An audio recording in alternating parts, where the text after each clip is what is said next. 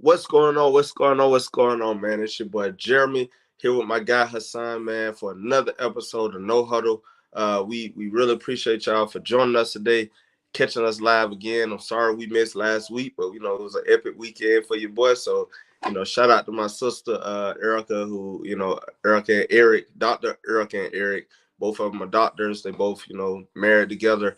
This past weekend, I had a blast. So shout out to my sister and bruh, you know what I'm saying? But hey man, how you doing? Hey, what's going on, people?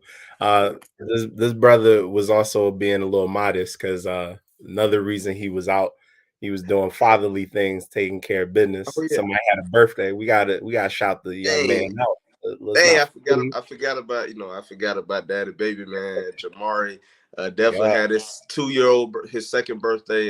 So shout out to him. Happy birthday, Daddy Baby. We had a blast. It was great, man. All the kids came through. So shout out to all the kids that came through. It got lit when we went on the dance floor and they played his birthday song, plus they played a little slideshow. And we had the whole thing lit, man. They had the lights blinking, and the kangaroo came out. They had bubbles everywhere. It was lit, man. Everybody joined in on the celebration. So shout out to everybody, but shout out to Daddy Baby Jamari for his second year birthday on this earth.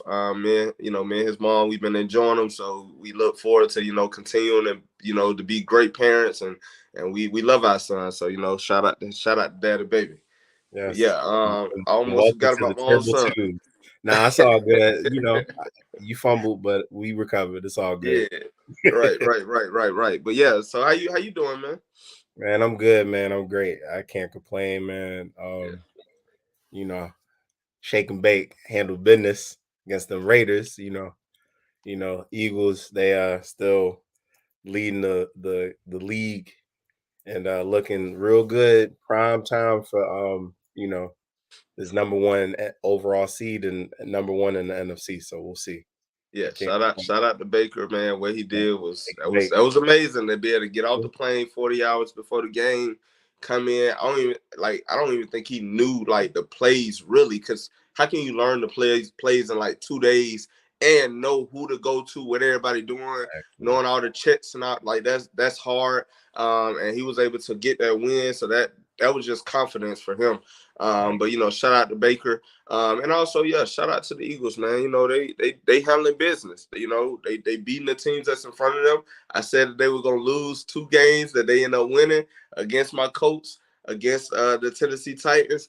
They do got one more roadblock that I said Yeah. could be the game, which is the Cowboys. But at the Mm-hmm. same time, they've been handling business, and it looked like they're gonna keep that number one spot. But we'll see, we'll see. But shout out to We'll the see. Eagles, fly Eagles, fly. Appreciate Um, yeah. So we got some great topics for y'all today.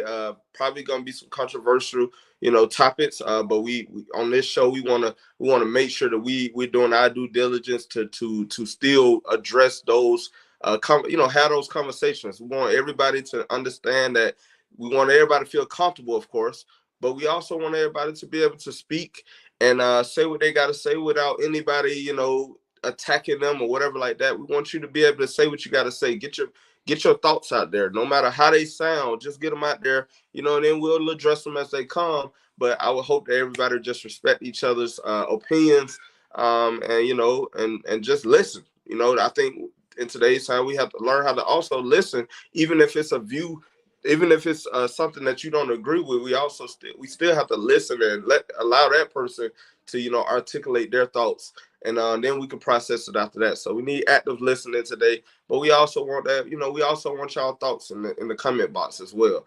Don't forget, man, go to YouTube right now, subscribe to Fan of Atlanta 365, like, share, comment on these videos, man. Tell everybody about the show, man. Tell your mama, tell your daddy, tell your sister, tell your brother, tell your dog, tell your cat, tell your snake, tell your rat, and throw in pet turtle if you have one, man. Tell everybody about the show No Huddle with Jeremy and Hassan. So, hey, man, unless you got something to say to the people, we're going to go ahead and get going. Just to add to that, when you like and subscribe, don't forget to hit that notification bell so you'll Yeah. know when the next heat gonna drop. When the next heat gonna drop. I appreciate that. Yeah, definitely hit that bell, man, because You I know, hit that know. Liberty Bell for us. Hit that Liberty Bell for us. But yeah, so yeah, definitely, you know, support the channel, man. We trying to see how far we can go with this thing, and we need your support to get to where we trying to go to. So we thank y'all for y'all, you know, for y'all support, and we hope that y'all continue to support us. But yeah, we're gonna go ahead and get into this first topic. As we all know, Von Miller, you know, got injured. He's out. I think he's out for the whole season, Yes, if my sir. memory serves me correct. You're But the correct, question sir. is, will the Buffalo Bills be able to make a Super Bowl push after losing Von Miller for the rest of the season? I gotta fix that. That typo. But yeah. So hey, Hassan, you know, what's your thoughts on that, man? So, if I'm answering the question as it's asked, yes, they'll make a push. Mm, However, does that push mean that they'll make the Super Bowl and or win it? The answer is no. They're going to probably win if let's say they somehow get the number 1 overall seed in the AFC. So they get a bye. Okay, they'll get a bye. They might win one game, maybe two. But I think that's where it'll stop. I mm, don't see this team as currently constructed being a Super Bowl winner. They are losing, they've lost a whole lot on the defensive side mm-hmm. from their best DBs not even playing Davis White. to right. Tre'Davious White is out, and Micah Hyde, I believe, is also either out or still on the mend. Yep, he's out. And their key signing, Yeah. their number 1 free agent signing is out. Von Mm-hmm. Miller. Mm-hmm. And the biggest criticism outside of a lack of a running game and outside of Josh um, Josh Smith. I'm Josh forgetting Allen. Josh Allen. Thank you. I don't know where Josh Smith came from. The But Hulk. my brain's buffering, people. Bear with Yeah. me. However, with Josh Allen being the kind of quarterback he is, you need a running game, right? Mm, You need a running game that will take the pressure off of him and that will protect him from himself because he plays a lot of hero ball. He takes a lot of hits that he really shouldn't take. But those things were true last year and they're true this year. But Von Miller was brought in to be the closer on defense. He was yep. brought in to be that missing piece on defense. If you look at how the Bills lost last year in the playoffs, it was mainly because they couldn't get the Chiefs off the field. Yep. And what's changed? Nothing. If you go by the players that are currently going to play the rest of the season and the playoffs, nothing has changed. They're bringing back the same exact team. Yep. So is that enough to beat the top teams in the AFC? I don't believe so. I don't see them beating the Chiefs with this current team. I Correct. don't see them even beating the Bengals with this current team. Mm-hmm. So again, will they make a push? Yeah, sure. But does that mean that they're going to hoist up the Lombardi trophy at the end of it? No. What say you, sir? Yep. No, I definitely agree that they will have that number 1 seed. I think they will have that first week bye. But then Mhm. I'm not saying that they're gonna win I don't think they're gonna win a playoff game, depending on who they play. If they play the Kansas City Chiefs, it's automatic L. If they play the Baltimore Ravens, well, if Lamar Jackson does return, which he should Right. return back by then, I don't think they can beat the Baltimore Ravens. And I also don't think that they can beat the Tennessee Titans because the Tennessee Titans along with the Kansas City Chiefs, have been their kryptonite. Like no matter how talented the Buffalo Bills have been, they haven't been able to get over those two humps. And I just believe that the AFC is a little bit more like you have some surprising teams, which if they play like the New York Jets or somebody like that, maybe they may win that game because the Jets is kind of, they just happy to be in the playoffs. But when you playing those teams that have been there, and done that. I don't think the Buffalo Bills are built to win it all without Von Miller because Von Miller's effect, like on that defense, we know what Von Miller did with the Broncos. He single-handedly beat the Carolina Panthers in that Super Bowl when Cam Newton was running over everybody. Von Miller single-handedly came to the Los Angeles Rams and made that team from a Super Bowl contender, from a Super Bowl making a Super Bowl appearance to becoming Super Bowl champions. We all know that, yes, Von Miller wasn't the key factor. He wasn't the only factor. You got Aaron Donald. You have all these guys, Jalen Ramsey on the back end. But Von Miller plays a key role in helping these teams overcome, when they can't produce pass rush, he's gonna always show up when you need him. And Von Miller, for me, the Buffalo Bills was hinging a lot of their success on what Von Miller brought to the table. And when you look at their defense now, you don't really have a solid pass rusher, somebody who can consistently get to the quarterback like a Von Miller. You're without Jordan Phillips. You're without Arnold Ebiketie, Epinesa. And then you do have what's his name, Ed Oliver and all them, but sometimes they get hurt. And you're missing on the back end. You're missing Tre'Davious White, who's been out for the whole season.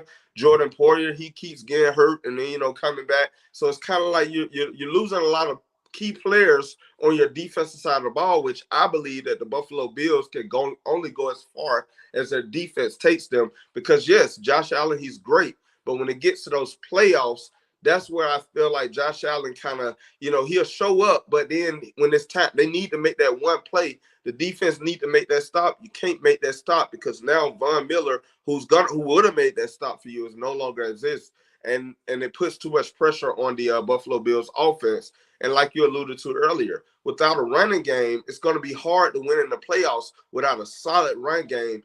Yes, Josh Allen, he can run the ball, but when you're in those playoffs, those teams, they ain't got nothing to lose at that time. They willing to knock your head off and try to knock you out the game if they have to, because what's on the line is that Super Bowl ring, and I would do anything to get that ring because that's what I've been working for this whole season. So I would not let a quarterback take that away from me. So I think that losing Von Miller makes this defense become, it's not gonna be a good defense. It wasn't really a great defense without Von Miller. So now when you lose Von Miller, you already see what's going to happen without all their superstars, without their cornerstone defensive players on the roster or on the field. It's going to make it harder. So I don't think they're going to be able to make a playoff push. I think, of course, we know they'll make the playoffs. They'll probably get that first week. They'll get that first week by, and it depends on who they play. If they play the Jets, maybe they can win that game. But if they play any of the elite teams in the AFC, I got them one and done. Right.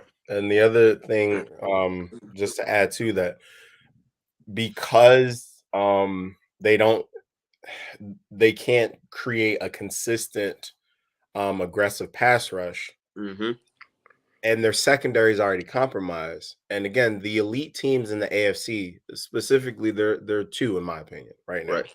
Outside of them being considered elite, you have a team like the Chiefs, where they too don't have an effective running game, to be quite honest. However, they have pieces in a pinch that could get you something. And their offense is set up in a way where they can account for it better. Because I trust their offensive line more than I trust the Bills. I trust their weapons more than I trust the Bills consistently. And this is no slight to Stephon Diggs or Gabe Davis, but it's really speaking to having Eric Bieniemy as an offensive coordinator, having Andy Reid as a head coach, having that continuity, not to mention the fact that their quarterback doesn't have to run the ball. It is an extreme luxury for Patrick Mahomes to run the ball. He has the best tight end, and arguably has been the best tight end for at least the past 3 to 5 years. Right. In Travis Kelce. And then Juju Smith-Schuster is solid. He has playoff experience. Valdez-Scantling is solid, has playoff experience. The sum of their parts to me is greater than the individual greatness of Josh Allen. Correct. Not to mention, Josh Allen is one hard hit. Instead of sliding, instead of running out of bounds, he's one hard hit, God forbid, from being out for the season. And if he can't play, they're done. They're done in the so not to mention, that's just looking at the Chiefs. Yes. We don't want to talk about the real bully of the AFC. Yeah. Joe Burrow and that Bengals offense with Yes. those three beasts Right. at wideout. Like, pick Mm-hmm. your poison. Yep. With an already compromised secondary, nah. Yeah. Again, I agree with you. And the mere fact that we're saying they might beat a team like the Jets, even though the Jets have a championship defense, but they don't have a whole lot you can really rely on offense. Mm-hmm. But the mere Mm-hmm. fact that we're saying, hey, a team like the Jets could knock them out, that's concerning for the Right. on paper Right. preseason Super Bowl Everybody's Super favorite. Bowl pick. Everybody's Super Bowl pick. Right. So Yeah. that's all I got to say about that. Yeah, and like I said, you said it earlier. You have to be able to get to Patrick Mahomes, get to Tua Tagovailoa, get to Joe I didn't Burrow. even You mention have them. to be able to get to these quarterbacks because they're not really looking to run. They're looking to get that ball out their hands and get it to their playmakers. Nice and And dice. if you don't have a person like Von Miller who can consistently get hurry up the quarterback or knock them on the ground, then they'll just get back to they'll sit back and you'll just be picking your poison all night. If Exactly. Patrick Mahomes just have all day to get it to his playmakers, and Patrick Mahomes, he's the greatest quarterback because he can fling it anywhere. If he don't have a run game, he could it don't matter what playmakers he have around him. He's gonna get the ball to his playmakers. When you look at Joe Burrow with those three-headed monsters, plus you have Joe Mixon coming out the backfield, it's gonna be hard to stop that offense when you don't have a consistent pass rush. And then Tua Tagovailoa with those two speedsters on the outside. And we know what Tyreek Hill is. At the end of the day, you just got to get it to him, and he gonna make a play. So at the end of the day, it's gonna be hard to do that without an elite pass rusher, without that Von Miller effect. I just feel like the Buffalo Bills, they based their success off of Von Miller this year. And now that they won't have him, it's going to be hard for them to continue that success that they had because a lot of it was based on Von Miller's success. So I just don't think they'll make a playoff. I think of course, they'll make the playoffs, but they won't make a Super Bowl appearance. They'll probably win one game depending on who they play. But if they play an elite team that's equally elite, they're not winning that game. I'm not mad at it. Yep. So yeah. We'll see, All man. right. So we're gonna go ahead and get to this next topic. Um, Let me pull up the picture. So as we all Look, know, I told you it's about to get greasy today. So we all know Jerry Jones, a picture surfaced from Jerry Jones from 1957, doing an attempt to keep black students from integrating the schools in Little Rock, Arkansas, and I think it was Little Rock High School. Jerry Jones, a picture surfaced, and we haven't really talked much about it, but today we're going to discuss it. So the question is, should the NFL take the Jerry Jones photo more serious?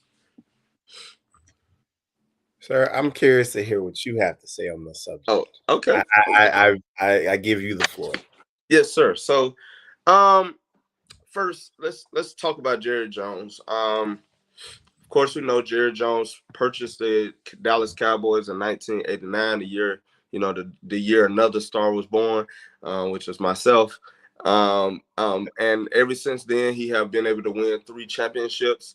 During the 90s, the Cowboys wasn't good in the 80s. They were good in the 70s, not good in the 80s. 90s was a year, and ever since then, they have yet to even return to an NFC championship game. So as we know, he had built the Cowboys up to be I think they're the number one team when it comes to value of any team in the world. Definitely have taken this team from from $1 million being worth $1 million to $1 billion, multi-billion-dollar organization. However, the picture did surface, and Jerry Jones is, I think, either 14 or 15 in this picture. He was on the high school football team for North Little Rock High School. And in this picture, you saw that, a group of them was trying to keep black students from integrating the schools. Some of the quotes that Jerry Jones, said to defend this photo, he said he was there because he was just curious. He also said none of those people that were there, none of the people that were there knew what we were doing. Come on now, like I have been curious, but I have never been curious when it came to trying to stop somebody from doing what they have the right to do. I don't think I would ever be curious to know that, okay, all of the black people are gonna go to this one place to stop let's say stop a white person from entering a school or a public place. We're going to stop them because we don't believe that they should be able to be a part of this. I don't think I would be curious if I showed up. I know what I'm doing. Whether I'm 14 or whether I'm 33 like I am now, I know what I'm doing. According to what's his name, Dr. Umar Johnson, he said at the age of 5 is when our personality, when who we are is solidified at the age of 5. So that means at the age of 5, the way you think, who you are, your personality, is already established. So I'm not saying that our thoughts can't change. I'm not saying that personality traits can differ as time goes by. But we all understand that we're our who we are is based on the environment that we come from. Our family is based on our religion. It's based on what we believe or what we have been taught.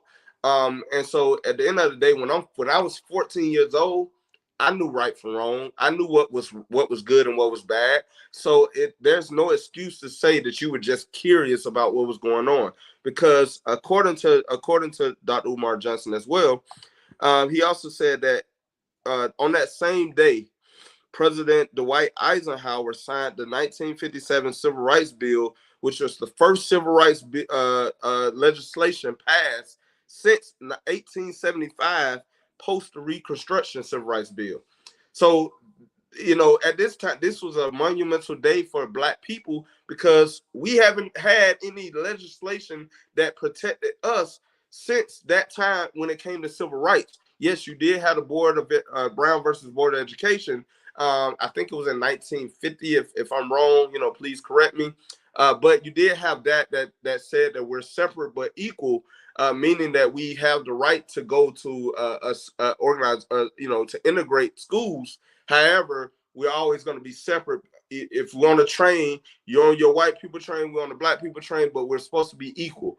Of course, we know that didn't work. That didn't happen. So this was the first time legislation was actually passed for our civil rights. Also, 5 days before that, on September the 4th, which was the day that a great guy was born, and that's me, September the 4th, 5 days before September the 9th, you had the Little Rock 10, where 10 Black students was trying to integrate in Arkansas, the same city. I think it was like a few miles down the street from the high school. They were trying to integrate another school, and they were like brutally like they were spit on, beaten. It was a lot of stuff going on. And actually one woman showed up, one of the Black students showed up that day when they actually said that, hey, we're not going to show up because it's going to cause too much issues. She actually showed up and was beaten almost to death and spit on and called different names and all that good stuff just because she tried to integrate the school. So Jerry Jones sits here and want me to believe that he didn't know what was going on. It's almost like you're testing my intelligence, or you're questioning my intelligence, or you're trying to make a fool out of me. So Jerry Jones knew exactly what he was doing. I feel like the NFL should take this serious because when did your mind shift? When did your thought process shift? Yes, you're an owner, and we already know the stigma that's on the owners. We don't believe that y'all have the best interest for Black people. We have not yet seen a Black owner, barely seen a Black GM. Sometimes it's hard for us to even get a Black head coach in there. So you want me to believe that you're not a racist owner when this picture surfaced, where you was trying to keep Black people out of a school? Yes, you were 14, but at the same time, you knew what you were doing. And my question is, when did that thought process change? Also, if you said you was curious that day, then what did you learn? Did you learn that, okay, well, I shouldn't do this. This is wrong. Also, if you want me to believe that you're not a racist, I think at that time, instead of saying that I was curious and making up all these excuses, I think you should. That's the time that you actually say, you know what? racism is wrong. You say say how you feel now, and he never did that. He did to Donald Trump. Hey, can you denounce the skinheads or whatever like that? And it was like, hey, stand. I think he said stand down or something like that. He didn't. He said I And can't down and remember the stand exact by. quote. Stand by, stand by. So at the end of the day, it's like you never denounce it. You just you never even speak anything about what's the issue. You kind of just give me a Rudy Poo like excuse and want me to just say, oh, okay, well, yeah, he's not racist. Just because you have black players and just because you love your black players, that doesn't mean that you're not a racist, because we also understand that when you have that master slave mentality, the master loved the slaves that could do for him. As long as they stayed in their place, we know that a lot of these players that you have brought in were troublemakers. So you always have like you always have something over their head where they have to always say, you know what, Jerry Jones gave me a chance. Jerry Jones took me out of a place that I was in. I came from poor beginnings, and Jerry Jones changed my life. But at the same time, he'll only let you get so far. Michael Irvin is what we consider his house Negro. We know what that means. Michael Irvin would go to bat for Jerry Jones, but when have Jerry Jones ever made Michael Irvin feel like he's equal? I don't think that they have an equal relationship. I think as long as you was able to get me those Super Bowls, and as long as you keep lifting me up, I have never seen Jerry Jones just really do something for Michael Irvin. He have never spoke out for Michael Irvin. He have never said, "Hey, black," when his chance to stand up for black people when we were kneeling. I mean, we saw what happened. So at the end of the day, for me, the NFL should take this serious, because we have to start looking at these things, and we have to start bringing this stuff to the forefront. If the NFL is saying that we want to progress and we want to, make these strides in the right direction when it comes to racial inequality, then this is an opportunity for us to show. And we haven't heard anything about it other than when the picture surfaced. I appreciate your thoughts, good brother. So to answer the question as stated, should the NFL take the Jerry Jones photo serious? Absolutely. They should take it seriously. Um, what does that mean? I'll get back to that in a second. But to piggyback off a few of your points, I read the entire Washington Post article, Mm-hmm. and I think what was lost in a lot of this, not saying that the photo itself is not significant, but the photo was intended, I guess, to illustrate a picture of a man from his past, his beginnings, to where he currently is. And for as great of a showman and as great of a businessman and as great as a owner and influential as an owner, he has blind spots. Yes. And as great as he is, as being charismatic and being about the star, how about them Cowboys and all those things that we have known Jerry Jones for, Mm-hmm. there were a lot of opportunities that he missed the mark. So you've already spoken about Jerry Jones's history. Yes, he was there at 14. And I agree with you. Now, granted, when you're 14, okay, going back to your first point, the building blocks of your personality is formed at 5. So that's where the starting point, essentially, from a developmental standpoint, starts. Although I'm no, child psychologist, but a Correct. simple Google search, you'll find that information. Anybody Right. who's taken intro, if you've gone to college, not saying you needed to, but if you've taken an intro to psychology course, Right. that's one of the big things they mention. That being said, okay, fine. 14, you were there, you were curious. My issue with that comment or with those responses, one, I didn't know what was going on, and then trying to speak for everyone's intent. Yeah. That's my first problem. Right. Jerry, speak for yourself. Mm-hmm. Because and if you're gonna speak for yourself, keep it there. Because saying what you're saying, now you're trying to absolve Mm-hmm. the other individuals there. and you're Correct. trying to gloss over the fact that that was a racist event. Correct. Fine, you're not racist. I don't know you well enough. I can't prove whether you're racist or not, and you won't speak on whether you're racist or not. I'll get back to that in a second. But what I can say are these are the facts. Mm-hmm. In the period in the 1950s, specifically 1957, there was a photo of you at 14 taken at a racist event. What the racist event was? It was white students and white young men trying to prevent black students from entering the school. Correct. If you flip it, if let's say a group of black students tried to prevent some white students or transgender students from entering an HBCU, Correct. that would be considered a racist event. Mm-hmm. Or if they tried to stop some Jewish students from attending an HBCU, for Correct. whatever the justifications or reasons, that would be considered a racist event. Mm-hmm. Because if you're trying to stop transgender students from attending, that would be considered a transphobic, and it would be considered a anti-Semitic event. Correct. If it were Jewish students being prevented by black students joining an HBCU, a Correct. predominantly black institution with predominantly black students, those would be considered racist, bigoted, transphobic events. Going back to the photo in question and the events in question, you were seen at a racist event.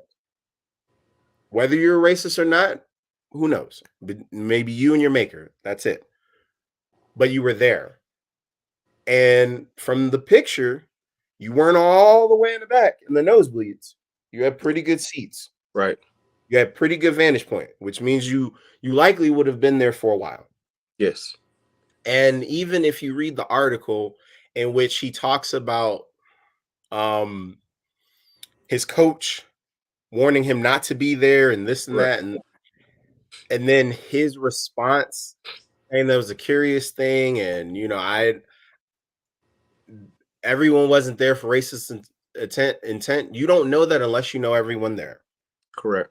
I understand it's a little small, Little Rock, Arkansas, back in the 50s. Fine. Some other points in the article, there wasn't mention made about his father being a racist, but there was mention about his grandparents being connected with a social club that had racist ties. Mm-hmm. And you're in Little Rock, Arkansas in the Mm-hmm. 50s Mm-hmm. during the beginning of the formal civil rights era. Correct. And you're at a predominantly white school miles away from a school that prevented the Little Rock Nine Mm-hmm. from integrating. And it took several weeks and President Eisenhower sending the National Guard to force those students in, the Little Rock Nine. Going Yep. back to that point about the actual event that he was at, fine. You were there, you were curious. And if you aren't saying what piqued your curiosity about it, if you're not saying what you learned about it, if you're not denouncing racism, if you're not denouncing bigotry, if you're not Correct. denouncing hatred, Correct. what are we to gain from that? What are we to learn from those points, Jerry? Mm-hmm. Is my rhetorical question, but I do think he needs to denounce racism. Mm-hmm. In the words of Jay Williams, who's done a great job over the past several weeks Right. of beating this issue to closure, I do need to hear you denounce racism. Yes. Otherwise, my conclusion, mine and mine alone, is that okay, you were curious. Yep. And if you were curious as to what was going to happen to those black students if they tried to integrate your school. Mm-hmm. And what that comes to me as, you were there for spectacle. Yeah. And if that's the case, other related spectacles that happened around that time frame were lynchings, Mm-hmm. were people being beaten. Yep. For exercising their civil rights and fighting for their civil rights, either through nonviolent protest or picketing, which are all forms of public disobedience that are within their rights as Americans. Mm-hmm. So you were looking to see a spectacle at 14. Correct. So I'm not buying that you didn't know what was going to happen or didn't Right. know what was going on, because again, you're a product of your environment. You're a product of where you live. You're a product of the environment in which you're raised. And I'm sorry to say, if your grandparents, who you have a connection to, who you were raised by, if they have racist ties to racist social clubs that are against integration, and you grow up in that environment, what am I to conclude, Jerry? Right. Number one. Right. Number two, you've had other instances going back to the article in question. The article in question focused on the fact that you could have had a black head coach at any point in the time that you've had the Dallas Cowboys as a franchise. Yep. And to your point, according to Forbes, the Dallas Cowboys is the number one wealthiest, most valuable sports franchise in the entire world. Correct. That's outside of basketball. That's outside of the New York Yankees. That's outside of all of those famous Barcelona. soccer clubs, Right. Barcelona and Manchester United and Chelsea and Bayern Munich and all of these organizations that are widely known. Dallas Cowboys most valuable. And they just announced that the Cowboys are planning an almost $300 million renovation project on one of the wealthiest stadiums in the NFL, which is where the Cowboys play. Mm. So I'm saying all that to say, a lot of the defense that happens with Jerry Jones, they say, oh, well, he doesn't like to speak about things that he doesn't know about. He doesn't like to speak about things unless it affects his bottom line. He doesn't like to get involved in things unless it affects his bottom line. So they're big, and those who are the apologists for Jerry Jones, which I'm not, they will point to his decision and his comments about punishing players who decided to take a knee. That was also included in the article.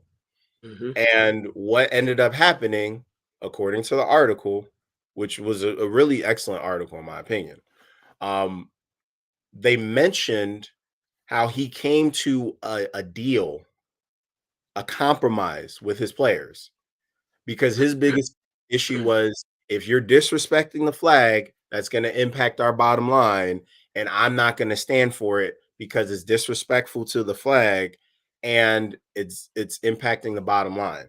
But he has a high-ranking executive who is black, who is part of his brain trust allegedly, who advised him, you can't control these men. You can only do but so much. So he had a meeting with his players and said, all right, fine. If you want to protest, I can't technically stop you. But if this is going to affect my bottom line, it's going to affect your bottom line. And the compromise was them doing that performative kneel and then getting up. Yeah. So you did that, right? Mm-hmm. You clearly talked about that because it affected your bottom line.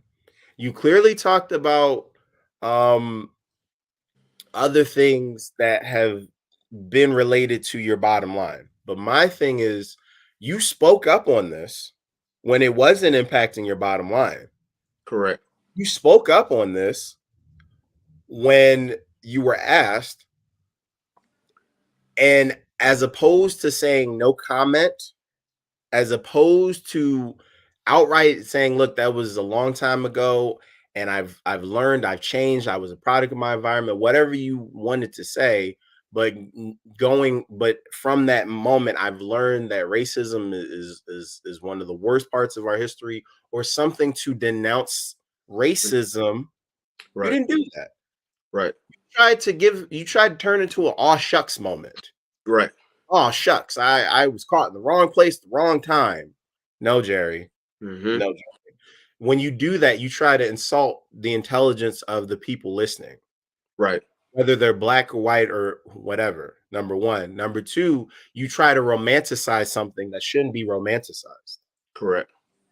And Correct. number three, you it comes off because you are a billionaire, because you are the arguably the wealthiest or one of the wealthiest and one of the most powerful owners in sports, let alone in the NFL.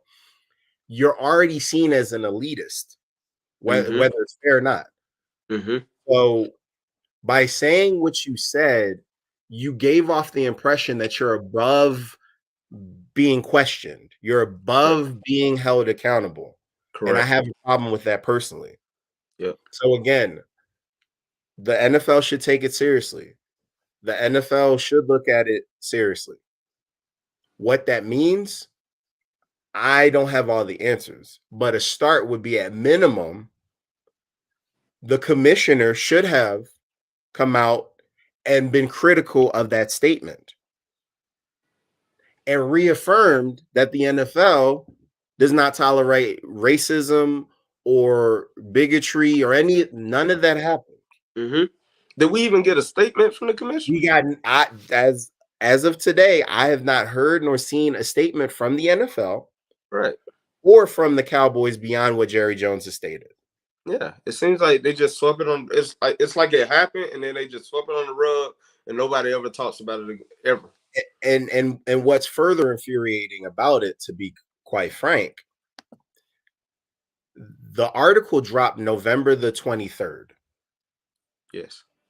It is currently the 10th of December, so at Mm-hmm. least 2 weeks, almost 3. Mm-hmm. And fine, I'll give you that. Okay, it dropped right before Thanksgiving. Okay, fine. All right. But we're past Thanksgiving now. We're at least a couple weeks before Christmas.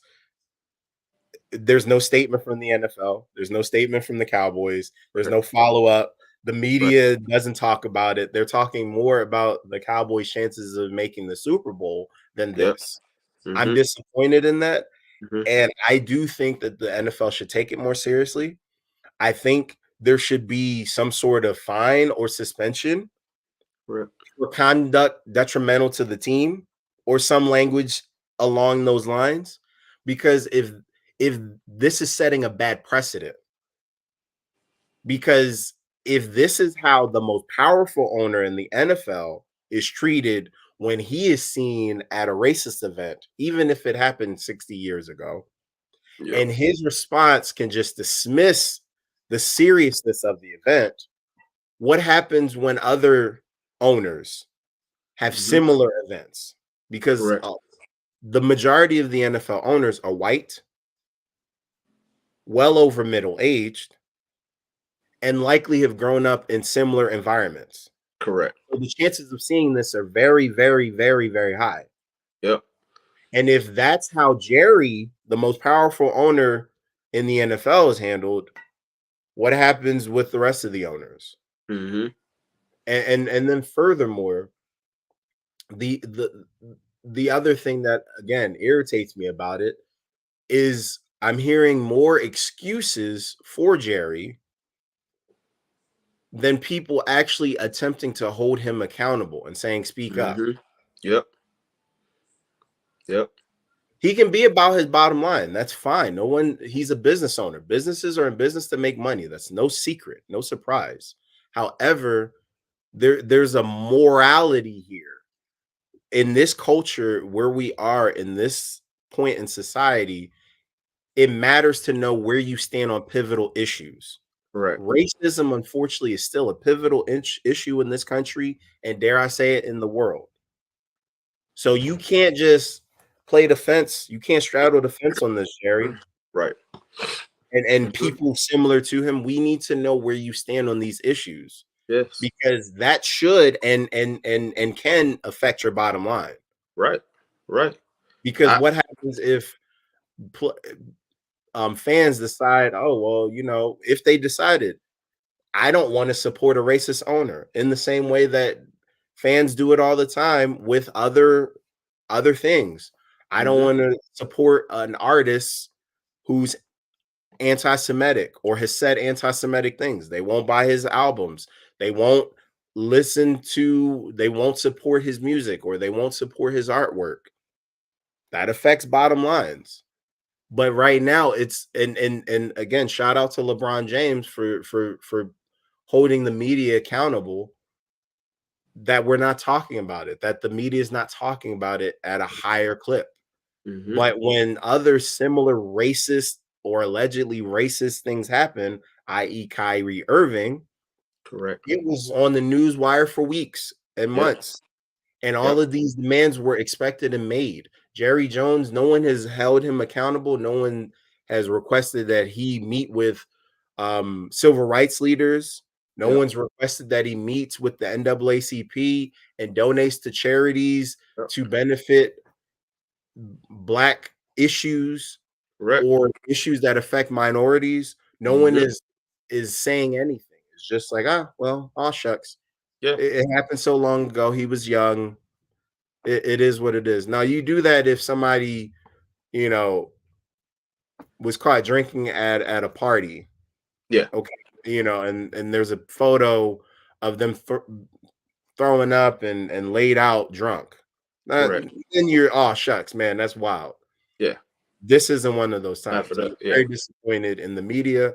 I'm very disappointed in the NFL, and I'm very, very disappointed in all of the institutions that have enabled this kind of behavior. Yep. But I'm not surprised. Yep. Nah, to just to add on a little bit before I do that, let me answer Yusuka Knight. Shout out to Yusuka Knight. What's going on, man? He said, all that money and no Super Bowl in almost 30 years.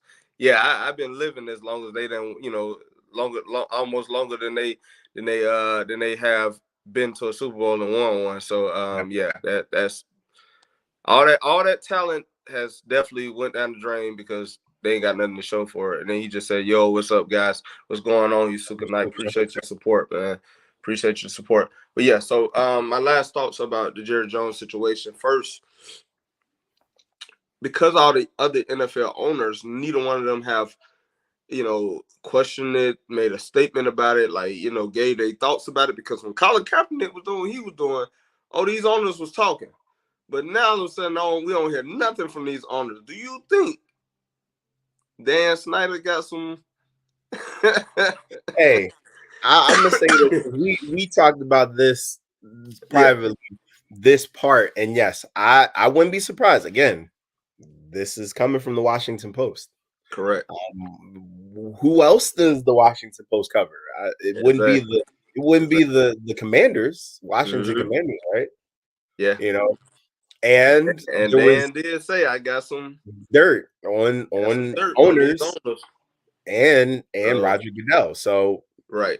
very And curious. that's probably another reason why Roger Goodell been kind of hesitant about saying anything, because I think if any of these owners say something, Dan Snyder got something Got to something in tell the the chamber. real truth, and Again, that's why for speculating, but me, and mhm. that's why for me, a lot of these owners, in my opinion, are racist. I'm just gonna say it. I love Arthur Blanks. I love what he does for the city. I love what he does for the Atlanta Falcons and the Atlanta United. However, we know the owner club is a good old boys club. They won't allow us in there. They won't allow many minorities in there. I think they officially opened the door for a woman, but they won't allow black men or black women, definitely black women in there. And we haven't really seen too many other minorities having the opportunity to be a majority owner. That means you get a table, you get a seat at that table, at that big table where all the owners, kind of talk behind the scenes. Yusuka Nice, I still find it funny that the Braves have won another World Series championship before the Cowboys won another Super Bowl. I mean, yeah. But yeah, it's definitely funny that a lot of these owners, the commissioner, haven't spoken up. And I think that a lot of them have some stuff that'll probably make. I think this is probably just a little bit, just a little jab, little quick jab, just to let you know I ain't playing with you. And I think if one of these owners say anything or do anything, or when Dan Snyder feel like, you know what, all right, let me go ahead and throw something else out there. Because also this Jerry Jones photo surfaced right when the Kyrie Irving thing was at its height as well. And Indeed. we was, like you said, when Kyrie did what he did and said what he said, I mean, they was running on news like it was action news and it was a crime committed. When that coach for the Boston Celtics did what he did, oh, they was running that, and you saw a lot of consequences that came his way. A lot of sanctions came Kyrie Irving way as well, where he had to make statements, he had to apologize, he had to donate money, he had to do all these things before he could even come back and play. But Jerry Jones just like, we just sweeping that under the rug. It didn't happen. That picture, he was 14. He 80 something now, so he don't have those thoughts. Well, how do we know? He haven't Right. yet said anything about it, and Right. and for me, And it's he, just and he hasn't even been made to say anything about it. exactly. He And then hasn't even given an apology, but right, an apology would imply that he felt he did something wrong. right, And that was the biggest takeaway for me. I didn't come away from listening to him feeling like he felt like anything was wrong with right, his right. his attendance at that event, Mm-hmm. Yep. even after all of these years, Right. even after not hiring a black head coach Correct. since you've owned the team, even after speaking out against players protesting and speaking out about social justice issues, Yep. you Yep. still felt like it was an aw shucks moment that you were at a Correct. racist event. Correct. Yeah. So I And don't know if today, you're racist. I can't. That would be speculating. But the mere fact that I don't have concrete evidence from you that you're not racist because you were at a racist event is a problem for me personally, right. Right. which is why I need to hear you denounce racism. And Mm-hmm. just really quick, fine, Kyrie Irving, for those who will say, well, Kyrie Irving is employed by this team, yada, yada, yada. Jerry Jones is an owner. Right. You're not wrong. So there's a bit of a difference here. But I thought Employee. I thought the example starts from the top. Like we have to follow. Thank you, sir. We're sharing the same thing like a synonym. Mm-hmm. So, yes, I agree with you. As the owner, especially as an owner like Jerry Jones, you're the face of the franchise. Correct. More people know Jerry Jones than any other player on the team. Yep. So you're supposed to lead you're supposed to set the example for your entire organization to follow. That always go out the door. That always go out the window when it's the owners on the chopping block. Right. And Yeah. that's part of the thing. Again, it speaks to this elitist sort of practice Yes. where owners they're and wealthy people are seen to be above reproach, Yes. Right. and they can just say certain things and it be glossed over.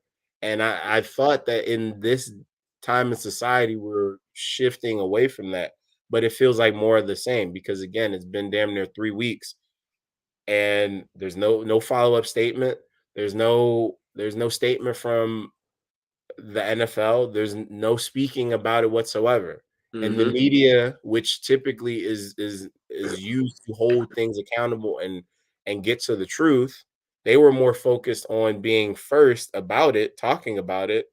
Mm-hmm. And once they got their 15-20 minutes of hits about it, they're on Correct. to the next thing.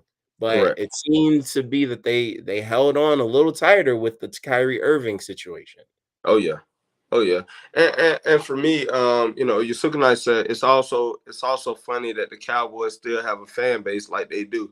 Yeah, they definitely have a fan base that will keep following them. For me, if you're a racist white man in today's time, it seems like it's easy for you to be a little racist behind the scenes, and be like cordial in front of everybody, because the only thing you really have to do is you have to have a lot of money. You have to have a business where black people tend to bring you all most of the money, because we all know football wouldn't be nothing without black people. But you own a lot of black players to come play for you, and that proves that you're not a racist, because you have black people making you billions of dollars, and then you're paying them million. Like, if I'm making billions and I'm paying my top player, let's say Dak Prescott, making maybe 200 million over a certain amount of years. But let's just say $200 million is my biggest contract I'm playing, and we know there's a salary cap, but at the same time, these owners are making like probably $1 billion every year, and only paying these players maybe 200 million, a good, probably over a little bit over 200 million a year to their players and their staff. So only thing I have to really do is pay you to make you think that, oh yeah, yeah, I love y'all, I love y'all. I only love you as much as you're making me. If you're making me money, oh, I love you, but I'm never gonna go to bat for you. But when I'm under the spotlight, oh, y'all gonna jump fast for me. Cause Michael Irvin, Stephen A. Smith, boy, as soon as that picture came out, they was the first ones like, hey, Jerry Jones is a good guy. Like y'all so hard on defending this man. Is it gonna take for us to have a tape or a recording like they had with Donald Sterling? Is that what it's going to take for y'all to show, for him to show that y'all that he's a racist or that he has racial views or whatever? Like, just because he has a lot of money and he could put people in position, he only use y'all for the talents that y'all possess that can make him money. But we have never seen him put y'all in the executive board, make you into an owner. Michael Irvin, if he's so much of your best friend, why he not the Dallas Cowboys coach? Why can't he be the GM? But Michael Irvin, you his man. You know what I'm saying? So for me, it's easy to be a racist in today's time because you can easily hide it if you have money and you can put black people or minorities in position to make you more money. Like I said, it's that master and slave, that's master slave practice. For me, it's a system for me that just doesn't add up. If that picture surface of, like you said, if that picture surface where a black player had tried to, like, had went out here and was curious, been at an event that was anti-Semitic or anything, I guarantee that player will have all the sanctions and will continue to talk about it every day, even after they done served their time. Michael Vick was definitely doing dog fighting, but he was doing what he did. And even though this man had served his time, he done showed you that he's a changed man, we still talk about it. Deshaun Watson would never live down what he did. We'll still talk about it. And not one time have we even discussed this, Jerry Jones. I think they played on Thanksgiving Day, and I don't remember them ever even talking about it. So for me, I'm sorry. To me, I think Jerry Jones is just a racist. For me, I can't confirm nor deny, and that's a problem. Yep. But I digress. That's what it is. But yeah, so hey, yeah, that was a great topic, man. Shout out to you, Sukanai. He said they do that with celebrities all the time. Yes and no. Yes and no. Not all celebrities. Not all celebrities. Not all celebrities are created equal, clearly. Correct. Yeah, so before we get to the last topic, before we get to the lock picks and surprise picks, I want to just go ahead and let everybody know, man, if you're watching right now, or if you're hearing us right now, and go to YouTube right now and subscribe to Fan of Atlanta 365. Definitely hit that subscribe button. Also hit that bell button for the notification, so when we go live on these videos, you can get the notification and you could be here with us. Definitely comment on these videos because we always gonna comment back, man. Like, share, tell everybody about the show, man. Tell your mama, tell your daddy, tell your sister, tell your brother, tell your dog, tell your cat, tell your snake, tell your rat, and throw in your pet goldfish if you have one, man. Tell everybody about the show. No Huddle, Fan of Atlanta 365, man. It's gonna be a movement, and I hope that y'all hit or be on this train with us. So, hey, before we get going, you got anything before we get to this last topic? I'm ready, man. I'm ready. Okay, well, we're gonna hit you with another haymaker. We got to talk about this one as well. Was Deion Sanders deciding to leave Jackson State University for Colorado University a good move? Hey, man, what you think? Woo.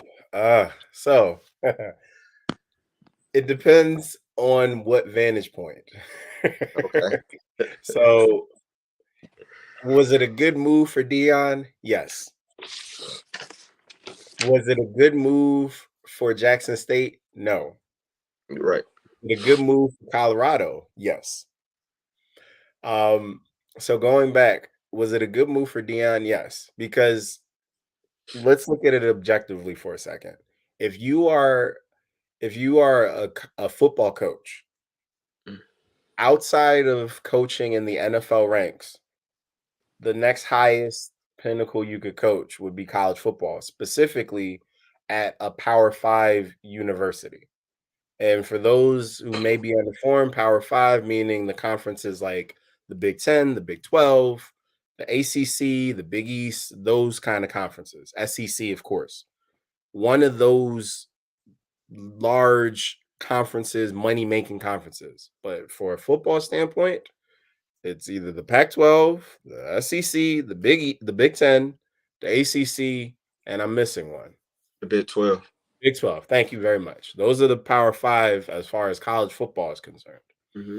So by him moving from the HBCU Jackson State and then eventually going to a Power 5, it's good for his career trajectory as a college football coach. Um so I don't believe that Deion has aspirations of coaching in the NFL, because if he did, he would be coaching right now. Mm-hmm.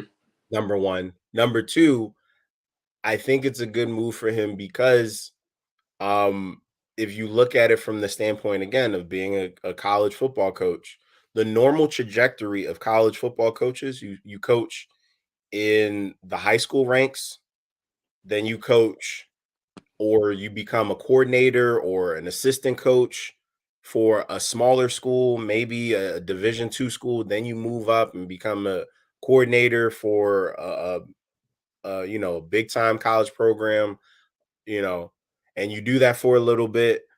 Then you become a college football coach for a team on flux or a team that's been losing for a while, and then you build your way up. That's typically how it happens. Mm-hmm. Or you are on the NFL staff and you're there for a while, and then another opportunity happens in college that you can't pass up that gives you a fast track to becoming a head football coach in college. That's Mm-hmm. typically how it happens. So for Deion, he really didn't do a whole lot of that.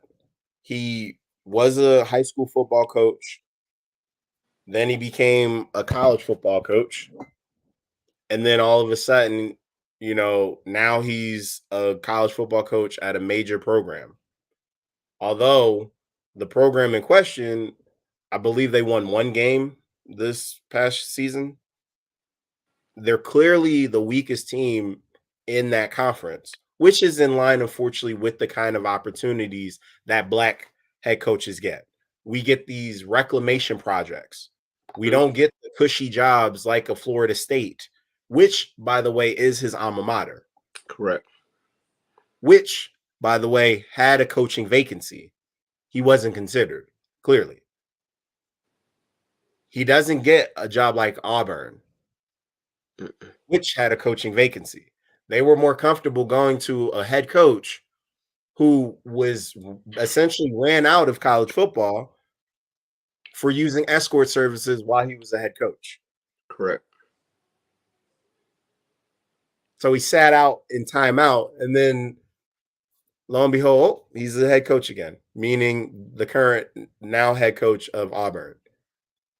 And in doing so, they passed over an interim head coach who is an alum, who is a former star of the university in Cadillac Well, Williams, and yep. then allowed him to become an assistant head coach when he also showed a capability of winning games with the same program Correct. prior to the current head coach that was signed. Yep. Bringing all of that up to say, yes, it was good for Deion. It was good for primetime because he skipped some steps. And because in college football, there's a clear racial disparity. If the NFL has a horrible track record of black head football coaches currently, you don't even want to look at college football, especially the big time programs. It's Mm-hmm. whitewashed. So good for Deion, bad for Jackson State. One, HBCUs are notoriously underfunded, and they're especially underfunded with athletics.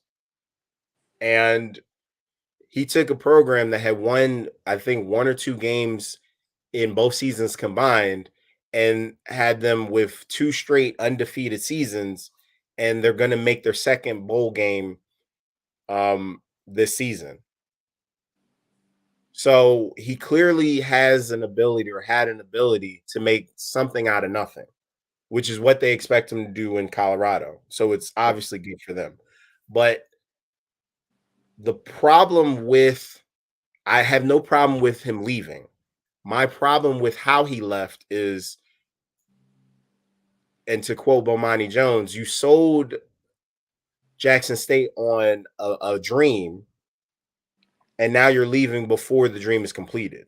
Correct. And that's more especially glaring for the kids Mm-hmm. that they had the pick of the litter. A lot of these kids, their goal, let's face it, their goal isn't to get a college degree. Their goal is to make it to the NFL. Correct. Like the former number one overall recruit last year, I forget his name, Travis Hunter. Travis Hunter. Thank you. This young man went to Jackson State because he followed Deion there Correct. and followed the dream that Deion sold there. My only gripe is that, one, you left before you could do right by this young man and your draft class, your recruitment class. You left before you could do right by them, seeing them through their entire college career, or at least 4 years, when you likely could have been had more success in the SWAC, and had more success with Jackson State, and gotten your profile a lot stronger, your resume a lot stronger, and gotten a better opportunity. There are other schools where coaches get fired all the time, but you jump for the closest, the first one that gave you an offer. For me, I don't know Deion personally. I don't know all the ins and outs of Jackson State. I do know that when he was there, people were stealing stuff out of his locker. I do know that when he was there, he gave up half of his salary, even Yeah. though he doesn't want for money. He's a millionaire multiple times over, but he gave half of his salary towards, improving the facilities. Right. And that money allegedly has been mismanaged. And when and how many times have we heard that about HBCUs? Yes. We have heard that happen.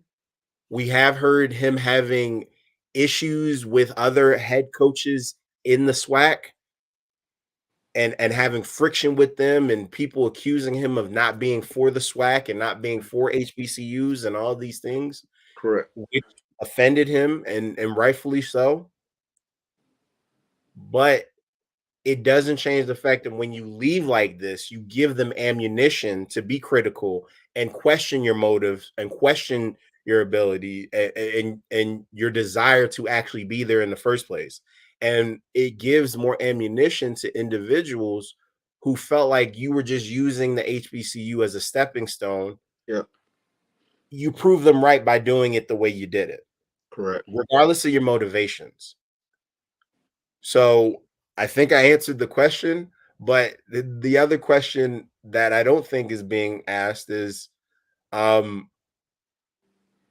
is the criticism, if any criticism, for him justified? And the answer is yes. It was a good move for him. It was a good move for his career. It likely is going to be a good move for his son who's joining him. But does he deserve the criticism? Yes, he does, because of the way he left. Mm-hmm. I think multiple things can be true. I think that he left a not good situation, or a situation that was decent, because he turned it from bad to decent to a slightly better one. But at the same time, you left, and what's the infrastructure that you left behind? Who's going to take over for the team? Are they capable of maintaining success? Are we going to see a talent drain from Jackson State follow you to Colorado? These are all valid questions that your exit and your hasty exit has created. So yeah, it's justified. That's all I got on that, man. Okay. Yeah, definitely. Definitely loved everything you said. However, I'm gonna go a different way. Um, because I think, I think he went out. Let's see. One moment before I give my thoughts. I think Yusuka Knight had a question of what I think about Ritter starting. Love Ritter starting this at this point of the season. I still think we still have a chance for the playoff position as far as winning our division. But we got to win games, and I think the last game, which Marcus Mariota looked horrible in, I think you have to go ahead and see what we have in Ritter. At least that gives him 5 games to kind of show us, is he our future, or do we need to continue to look for the future quarterback? But I love Ritter starting this week. I feel like Ritter was the better quarterback anyway. I did like Marcus Mariota as the starter in the beginning because he's a veteran, and also because we don't want to just throw Ritter out there in the fire. But at the same time, I think this is the time that you go ahead and make that change, and the Falcons did. And I think they gave Marcus Mariota a fair chance. They gave him a fair chance to see if he could revitalize his career. And he has some great moments, but he also has some moments where it's like, okay, he is what we thought he was. And I think the Falcons, we now we should have won that game against Washington. We should have never thrown that ball on the goal line. That was more of a Seattle Seahawks against the Patriots in that Super Bowl. I think that's in that situation, you don't throw the ball, you run the ball all 3 times, and if you don't get it, you don't get it. But or pass on 4th down. But to try to go for the touchdown that early, unless you were running the ball, it just doesn't make sense to me. And I think that made Marcus Mariota look even worse. And then to come in against the Steelers and just barely keep even scoring to the end of the game. We tired of playing games like that where we have to make this historic heroic comeback. We need everything to start going our way. No, we got to start winning some games, especially because the Tampa Bay Buccaneers barely beat the New Orleans Saints. And so now they're a game and a half above us. And so we're going to have to pretty much win out in order to win this division, in order to make a playoff run. So I would love to see what Desmond Ritter is going to be able to do. I think he's going to be a pretty good quarterback for us because he can throw from the pocket. He can run when he needs to, but he has the arm to throw from the pocket. And I think he's going to be a little bit more accurate than Marcus Mariota, because there was plenty of times where Marcus Mariota is just missing throws that he should be making, especially being a veteran that he had, all these years of experience that he has. He hasn't been able to make the big throws this whole season. So, yes, I love Desmond Ritter starting. I did believe that Desmond Ritter was the best quarterback coming into this draft. You also said head coaches do that all the time. No problem for me. Okay, yeah, about the Deion Sanders. You also said my thoughts about it. My thoughts about it is good luck to him. I mean, yeah, he's gonna definitely need stuff to kind of help him. We need the offensive line to take a step forward this week. They haven't been as good as they were in the beginning of the season, so we definitely need them to block. We need the running game to actually show up this game and actually run the ball. We're supposed to be a running team, but against the Steelers, it's like we don't run. Against the Washington football team, in the moments that we needed to run, we decide to pass. So for me, yes, we have to things have to be better. I know he'll be without Kyle Pitts, which is a big part of this offense, but Pruitt has shown that he can at least do something. He's not just going to be a blocking tight end. He can catch a few passes, and then hopefully Desmond Ritter and Drake London can establish a relationship, some rapport with each other, so we can get this thing going. But yeah, definitely Ritter. It's time for Ritter. It's time for Ritter to take over, and let's see what he has. Who knows? Maybe he's our Tom Brady. You never know. So we'll find out. But yeah, I love. And then you get the bye week. So you get the bye week this week to kind of get yourself prepared, and then you come back and you get thrown into the fire against the New Orleans Saints. That's what it is, man. So yeah, I like Ritter. I like Ritter starting. Let me see if my guy have came back yet. No, he haven't.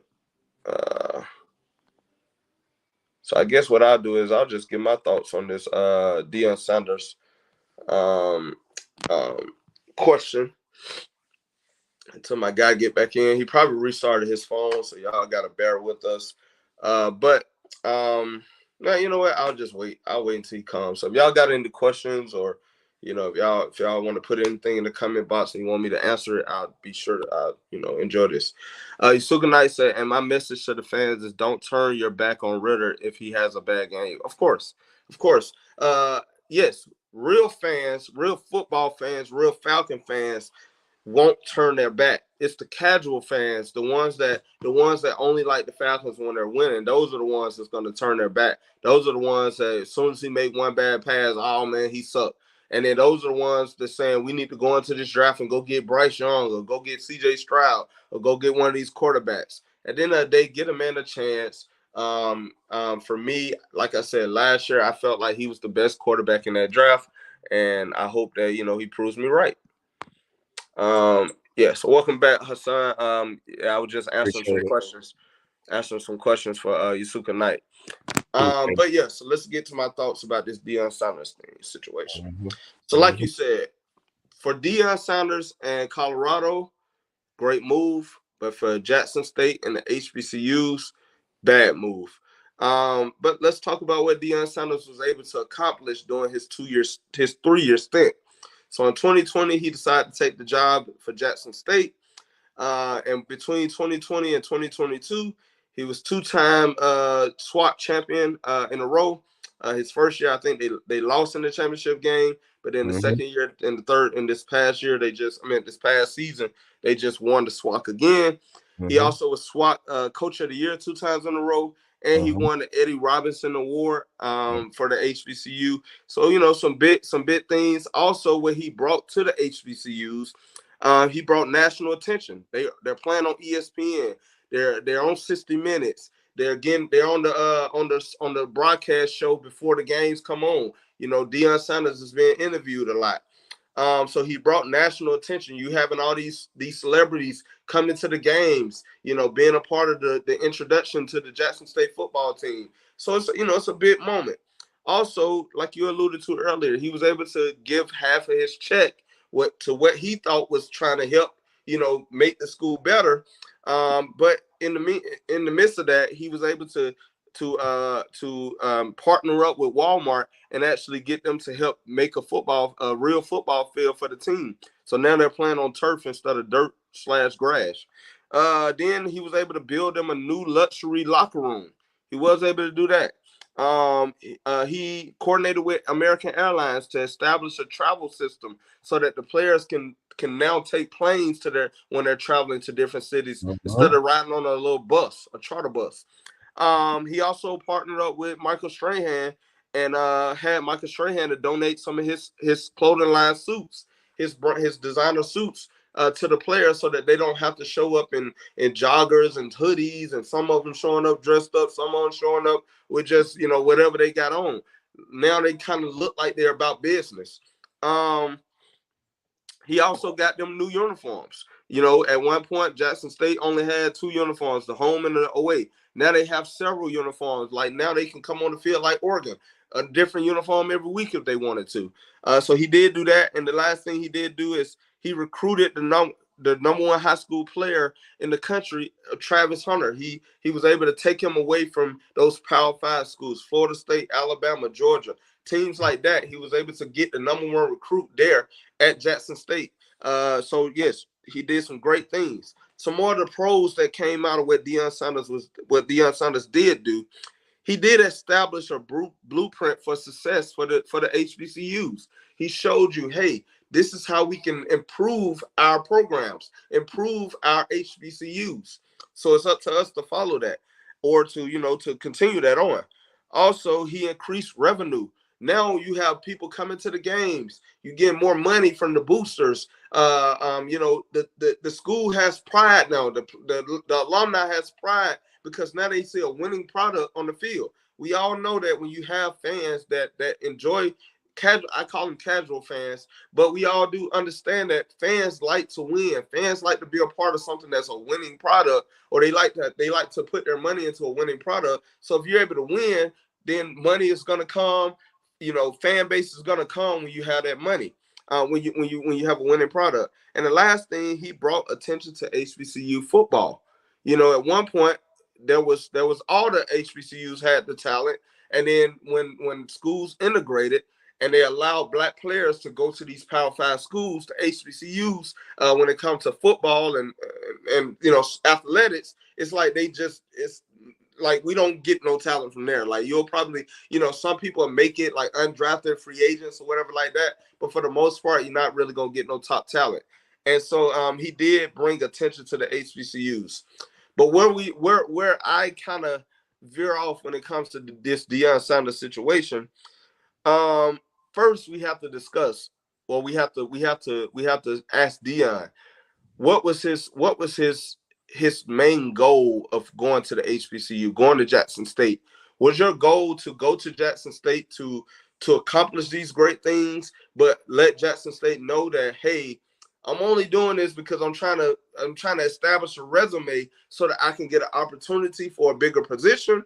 Or was your job, or was your so-called calling was to come to this HBCU and be the leader to help put the HBCUs on a different level and to continue their success and to bring attention to our struggles and improve the HBCUs? Which one was your calling? That's what I want to know. If your calling was to do the first one and that was to just come to the HBCU, kind of help out, but at the same time have a bigger goal to go to the bigger leagues, then okay, you accomplished that goal. But if your goal was to come and help and improve and to lead the HBCUs, then I think that you didn't really go according to your calling. I think you kind of started off where you was about being genuine, but then when the opportunity presented itself, you decided to think about only yourself and not think about your community. And I understand that. We all know that no movement can ever be successful just by one person. We do know that. But we do also understand that when you look at different movements, let's say like the movement for citizenship with Frederick Douglass. Without that movement, without Frederick Douglass, could that movement have been as successful as it was without Frederick Douglass? Could Or the so Underground true. Railroad could the Underground Railroad be what it was without Harriet Tubman? Could the Civil Rights Movement be what it was without Martin Luther King and without Malcolm X? We don't know. We can think that, okay, well, maybe they had other leaders that probably would have stepped up, but I also believe that those leaders was called for those positions. Nobody else could do what they did. God put them in position to do that. God didn't say, hey, Martin Luther King, just giving them the blueprint and then let somebody else take over and they gonna lead the people to wherever I'm trying to lead them to. No, he did not do that. So I feel like Deion Sanders, I believe your calling should have been, hey, I'm gonna do what I gotta do, and I'm gonna lead this thing, because at the end of the day, yes, the Power Five schools is we don't really get that many opportunities, but at the same time, it's also showing black people that, hey, we can still go into these Power Five schools and help and win, but at the same time, our community is always the ones that's left holding the bag.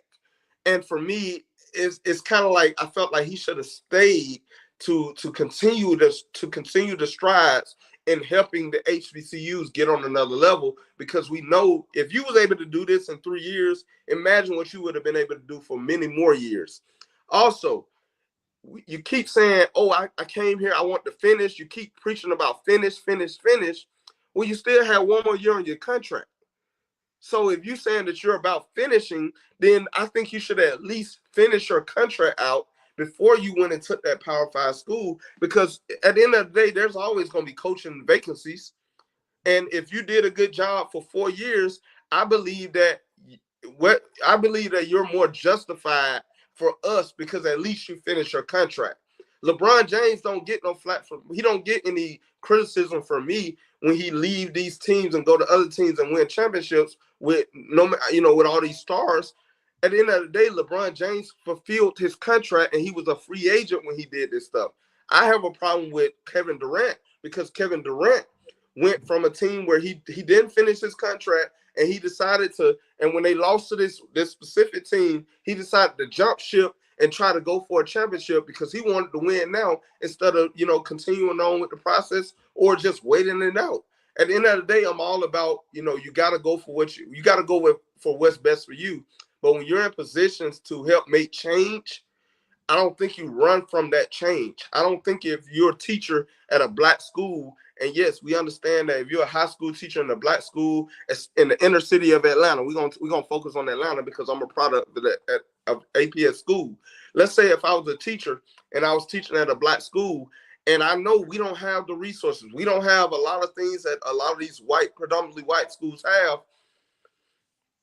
Yes, it's easy if I'm doing a great job as a teacher and I'm making change, it's easy for me to be like, man, I'm gonna go to this white school where I can make money, I can have resources, and I can have that. At the end of the day, my calling is to help out the people who are in need, not to help out the people who already have.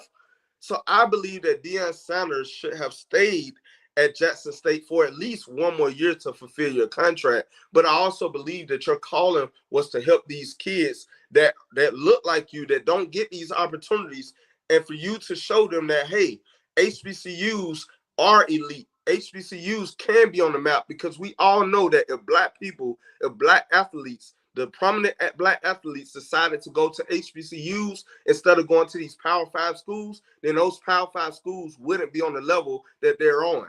But the only reason that they're on the levels that they're on is because of black talent. And at one point of time, these black players that wasn't able to play at these schools was dominating the HBCUs, and they became Hall of Famers. When you can't talk about NFL history without talking about the impact that the HBCUs had in the 50s and 60s and 70s and the 80s and even in the 90s. It wasn't until black people were able to go to these Power 5 schools where the pendulum switched back to that way. So I believe that Deion should have stayed just because of the impact that he could have made, the leadership that the HBCUs kind of depended on, because you came into this position making it seem like you want to be here and you want to help make change and you want to fix this thing. But then when the first sign of opportunity presented itself, you ran from it. Now we also understand that just because he ran and went to this Power 5 school, that doesn't mean that he's not opening the door. Hopefully, he's opening the door for black athletes to be able to get an opportunity to go to a Colorado and play for a black coach, or maybe he's opening up opportunities for more black coaches.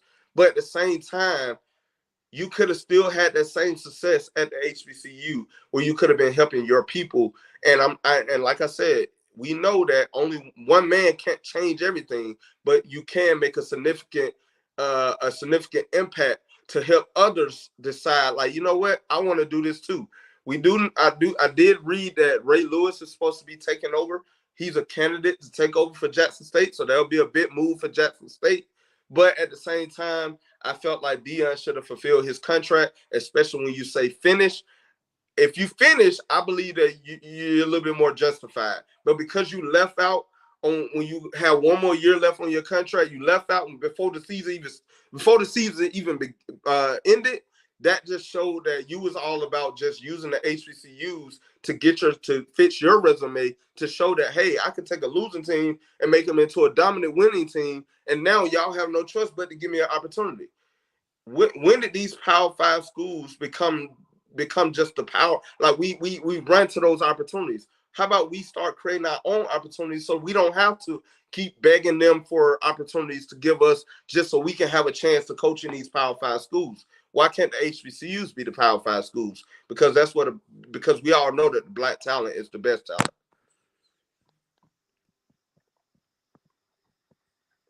So I do believe that Deion Sanders, yes, he did make a good decision for himself, and hopefully he can go to Colorado and turn that program around. And if you're able to do that, that's going to definitely show that you have the coaching ability. And we also know you took 12 players from Jackson State to Colorado with you, including Travis Hunter. So you pretty much sucked the talent out of Jackson State and took them to Colorado with you. So at the end of the day, you kind of took from what you had built. Yeah, yeah. I mean, I I see no downsides in what you're saying. My only pushback is so I feel I feel like I agree with virtually everything you said, Mhm. and you alluded to it earlier. One person shouldn't be expected to make a movement or break a movement, Correct. but within issues that have to do with Black people, I can only speak to that. A lot of the time, one person makes or breaks a movement for Correct. us. Correct. And that's the unfortunate part. And I think multiple things can exist, multiple things can be true. Dion could have, I don't know him personally. I'm assuming you don't either. No, I don't. He could have immediately sought out to do what he said to do, which was to make a movement, to finish, to build up Jackson State, whatever the case may be. And some things behind the scenes could have forced his hand, sped up Right. his leaving process. We don't know. A lot Right. of this is just speculation, unfortunately. And we probably will never know the full 100% truth.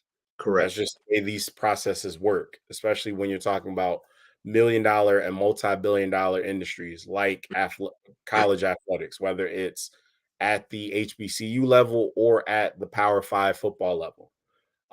However, with all that being said, um, unfortunately, because of the way college football is and the way the transfer portal works, he can certainly take 12, he can Yeah. poach 12 players from Right. Jackson State.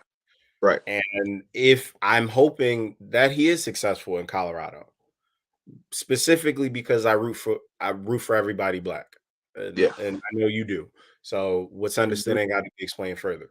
Right. Um, And I do believe that him going to Colorado could open up opportunities for other Black coaches on his staff Correct.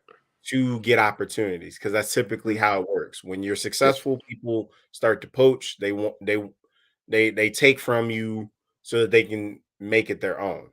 You Hmm. see it all the time. In fact, Hmm. that's how Nick Saban became who he was. He was Yeah. a product of Bill Belichick and some of those other coaches, Yeah. and Kirby Smart and other Sanders. coaches who are Yeah. currently That's Sandersky. What was his name? He was a drunk too. as a Coach of college the Falcons. football He was coach. our offensive coordinator for a while, and then he went back to Alabama, and now I think he's coaching at Oh, Sarkeesian, right? Sarkeesian. That's his name. Yeah, Yeah. Sarkeesian. All of these coaches, Lane Kifford, Yep. Lane Kiffin, all of these coaches came from other coaches. Yep. So hopefully he can create the tree, Pipeline. the pipeline for Black coaches starting in Colorado.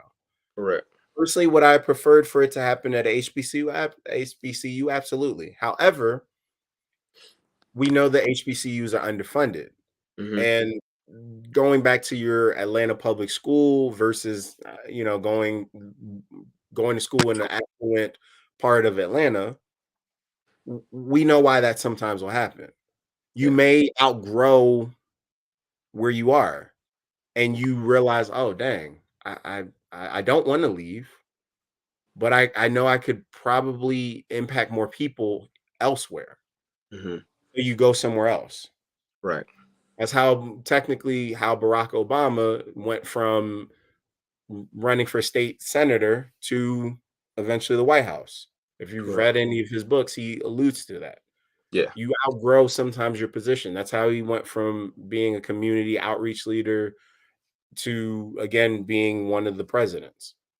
Um, who knows? But I'm saying all that to say there's no winners in this situation outside of Dion and the University of Right. Colorado Right. for right now. Because the thing is, I don't think I think no matter when he would have left, it still would have looked it wouldn't Yeah. have been a good look. Correct. But I do agree with you. I'm a big proponent of honoring a contract. Correct. But I'm also a big proponent of being able and willing to change your mind and go Yeah. where If an what makes opportunity. sense for you. and the Right. best opportunity for you. Mm-hmm. I think for me, my pushback is I don't believe Colorado was the best opportunity for him. No. That's my biggest gripe Yeah. about the whole thing. And there's nobody that can convince me otherwise, especially when you had his alma mater and Auburn and some of these other higher profile opportunities out there where because again when you go to a college that's your pipeline, so that's where the bulk of your talent's going to come from. Last I checked, when have I heard or when have you heard of top tier talent coming from Colorado? I'll wait. Never. They come from Florida, they come from Texas, they come from Georgia, they come from California, Yeah. sometimes even Pennsylvania, Ohio. They come North from those Carolina, South Carolina. North Carolina, South Carolina. They Yeah. don't come from Colorado. Not saying that there isn't talent there, no Right. disrespect. Right. But if you're looking, if you allegedly, one could make the argument that he was in a better situation in terms of pipeline by being in Mississippi than in Colorado. Yeah. So that's my problem with it all. Mm-hmm. I felt like he left too early, but I don't have all the facts, and I know he was he was given a raw deal. Again, this is a Yeah. institution that during the summertime, him and his students had to stay in a hotel Right. because they didn't have adequate Clean water water. Right. to avoid players passing out. Those are the things that you normally hear of like low income pee wee football programs going through. Correct. Not a major college program. Yep. So I don't fault him for leaving. I really don't. And I'm doing my best to look at this as balanced as I can because again, it's not as simple as I feel like a lot of people are trying to make it. It's a Correct. complex issue, and unfortunately, we want it to be a simple yes or no, right, wrong, and it's not. Yeah. But again, my problem with it all, damn, bro, you couldn't wait a year Right. too. Right. You Right. couldn't. It ain't about the money because you got it. You have that. And if you really, I mean, this man, he could go back to being a commentator and make Mm-hmm. way more than he makes even as the head football coach of University of He Colorado. probably make him way more than he make in football on them commercials. Exactly. You know. So it's not about the money. We know this. Mm-hmm. And I know large part of what he said his motivation is about impacting young men, but especially black young men. Correct. And I want to believe him at his word. But Yeah, I definitely want to believe Deion at his word because I do understand that Deion is, he has shown he has a track record that has shown me that Mhm, he is sometimes about black people, but he also have had times where where he spoke up for a lot of white people, i.e. Jerry Jones, and defended him. So, right, for me, he even spoke against Colin Kaepernick kneeling. So at the right. end of the day, Deion, I think, has shown that he sometimes make decisions that's best for him.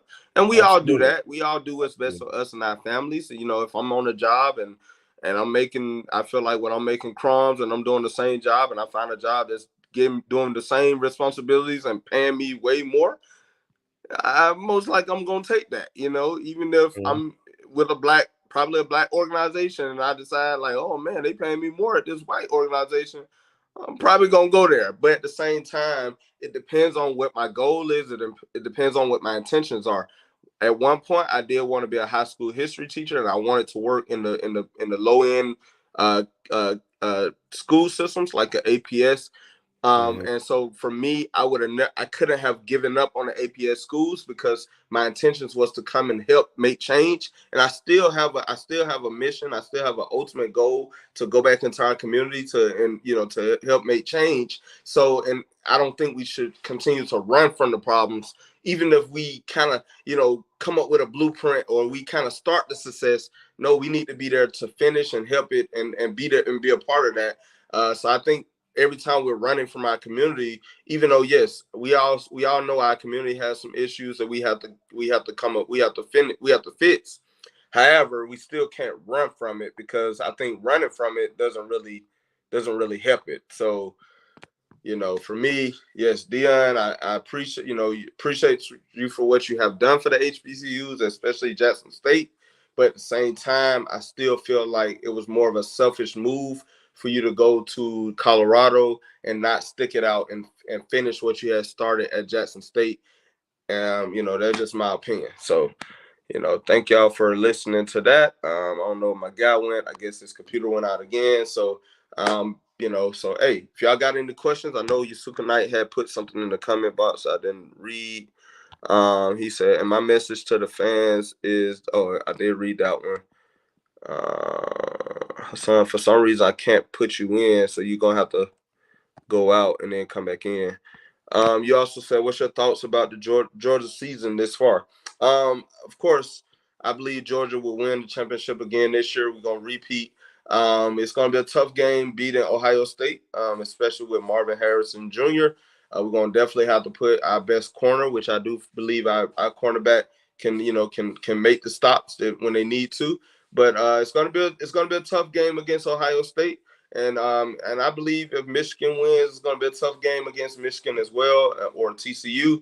But I feel like we're better than TCU. I feel like we're the better team. However, Michigan and Ohio State presents different levels of trouble for us than TCU could. But I definitely feel like Georgia should still win this championship. What I'm seeing from Georgia, we're more balanced this year instead of last year. We was more defensively based. But this year, like, we have an elite defense.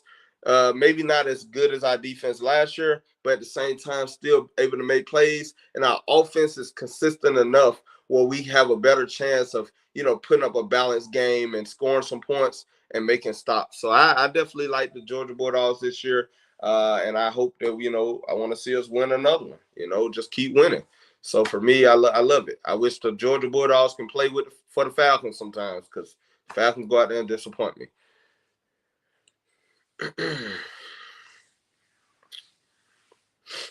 So I'm gonna give my guy a few minutes to get in here before we go to our last portion of the show, which is our lock pick, surprise pick, and our weekly game picks. I guess while we waiting on him, I did calculate the numbers, and he not gonna like these numbers. But since we started in week 4, and we did week 4, we did our excuse me, I have a cold. But week 4, we started our lock pick, surprise pick, and our game of the week picks, and we kind of tally up to see, who made the better picks, who made the most good picks. So far, I'm winning 17. I got a 17-11 record for our picks, and right now he's one game behind. He's 16-12. So far we pretty much been both doing pretty good, with our picks. So at the end of the season we'll see who wins. But hopefully y'all able to chime in as well when he get back on. So we can talk about these games. Yusuke Knight said, if they play smart football, they should repeat as champions. Yes, definitely, definitely. We have to play Georgia football. We can't play down to competition. A few times this season, I have seen us play down to competition with Kentucky. Also, I want to say with who's that other team? I can't remember the other team we played down to competition with. But yeah, we definitely have to play smart football. But yeah, so hey, we got my guy back. So we're gonna go ahead and get to this last topic. It's our iconic lock pick, surprise pick, and weekly picks. I told him about how we looking in the win loss column. Right now I'm leading 17-11, and my guy, he's leading 16-12.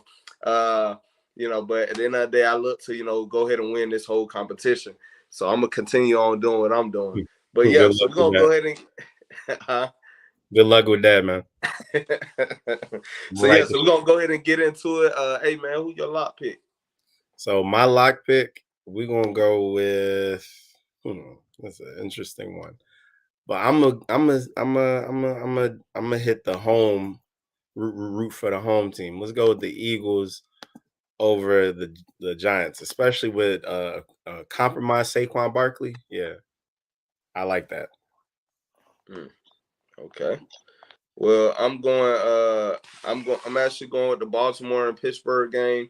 I'm going Pittsburgh to win this game. Lamar Jackson is doubtful, and a lot of people saying that Lamar Jackson should take his time coming back because Agreed. right now, he's in the battle with the owner trying to get that money, and so far he has shown that he deserved the money. But at the end of the day, you can't keep going out there betting on yourself and putting yourself in harm's way, especially when you're dealing with an injury and when Right. you had to leave the last game. It's best to Yeah. just go ahead and sit this from that and get healthy before the playoffs, so that you can come back and make a statement. So I believe that the Pittsburgh Steelers will take advantage of no Lamar Jackson and be able to get to Tyler Huntley. Although I do like Tyler Huntley, but at the I same do too. time, you got T.J. Watt on that side, and he looking to get to that quarterback. So I got the Pittsburgh Steelers over the Baltimore Ravens. So next, who you got for your surprise pick? I got them. Give me them Lions over your quote unquote NFC Super Bowl sleeper pick if your Falcons are That mathematically out. so that's a 1 eye weekly game pick. So you doubling down or You know what? All right, I ain't gonna double down. You know what? You right. You right. All right. So here's my surprise pick. And I'm okay? not going chalk because I've been accused of going chalk. Well, But surprise pick, it ain't no way you can choke. I'm gonna go with the Panthers over the Seahawks. Okay. I'm going out on a limb. Okay, that's a good one. That's a good one. So you got Carolina. All right, for my surprise pick, I got Miami over the Chargers. Even though that really ain't no surprise pick. So let me not choose chalk. Hold on. Let Yeah. me go through this schedule real fast. And pick a better team. Um, actually, I think my Pittsburgh pick was my surprise pick. So yeah, so that's how I'm gonna do it. My Pittsburgh pick. Oh, hold on. Am I back? Not yet, not to me. But considering Okay. Can you I see? had Can you? technical difficulties. All right, there you go. Okay, I'm back. Back Yeah. on. So I'll make my Pittsburgh pick over Baltimore my surprise pick, and Miami over the Chargers is going to be my lock pick. Um. So I got Miami over the Chargers.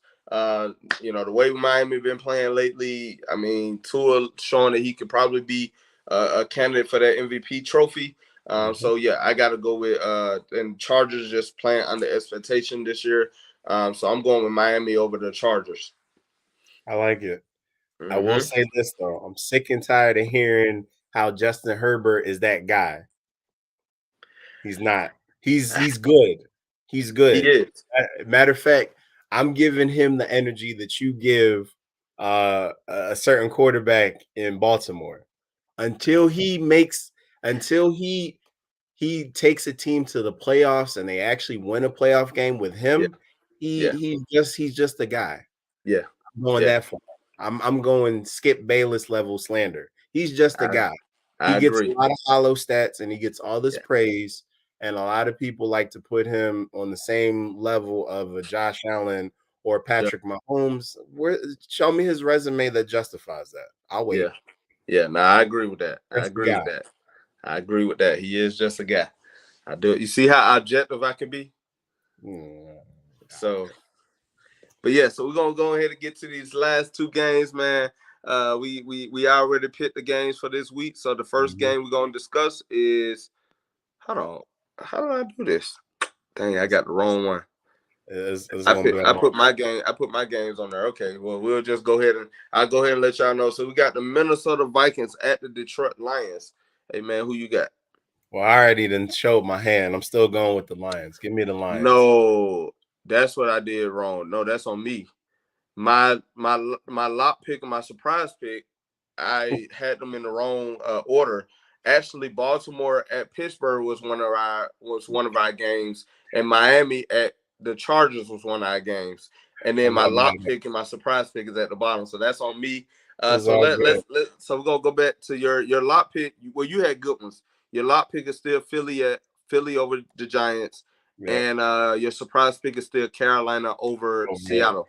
that So is I'm correct. going with Minnesota at Detroit as my lock pick, and then I'm going the Giants. I'm at the Buffalo Bills. I actually got the Jets beating the Buffalo Bills again and sweeping them for the season as my surprise pick. I'm not mad at it. It could actually happen. Yeah. So now we're gonna get to the weekly game picks. First, we got the Baltimore Ravens at the Steelers. We already know where I'm at. So, hey, who your team, man? I like Huntley. I don't trust Pittsburgh this year. They're a mess. They're all over the place. Give me the more consistent team. I'll go with the Steelers. I mean, excuse me, The the Ravens. Ravens. Yeah. Okay. Okay. Well, I already said I'm going with the Steelers. I said because Lamar Jackson, T.J. Watt is about to be eating out here. So yeah. So we're gonna get to the last game. We got the Los Angeles Chargers at the Miami Dolphins. Hey man, who you got? Well, I ain't picking that overrated quarterbacks team. Give me the chalk. Let's go with Miami. All right. Throwing the chalk up like LeBron James back in the day. Got you. Well, yeah. So we both with Miami Dolphins. Like you said, to Justin Herbert is able to show that he can take a team to his playoff. I mean, you had all the talent. You had the talent. You had everything you needed, and you just couldn't do it. So, He for gonna mess me, around and get another coach fired on his watch. yeah, yeah, yeah. Another So, coach. right, right, yeah. So it ain't looking too good for the Chargers. But I got Miami over the Chargers as well. So yeah, so we're gonna go ahead and call this one a wrap. We appreciate everybody for joining us. We thank y'all for allowing us to share our opinions and share our thoughts. And we hope that you were able to, gain something from this. And also if you maybe you learned something or maybe you have a different view. We would love to hear that. If you want to put that in the comment box, we can definitely, we would definitely appreciate those comments. But thank y'all for supporting us. We hope to see y'all next week as well. Definitely go to YouTube right now. Subscribe to Fan of Atlanta 365, where you can catch us live every Saturday at 7 p.m. with No Huddle with Jeramy and Hassan. Tell everybody about the show, man. Tell your mama, tell your daddy, tell your sister, tell your brother, tell your dog, tell your cat, tell your snake, tell your rat, and throw in your pet. Let's see, a pet ferret if you have one. If you have a ferret, throw that one in there. But yeah, so we're gonna go ahead and take us out, man. What you got anything before we get out of here? Of course, man. I just want to thank all the people for supporting, especially with the technical difficulties, extending us a little bit more than usual.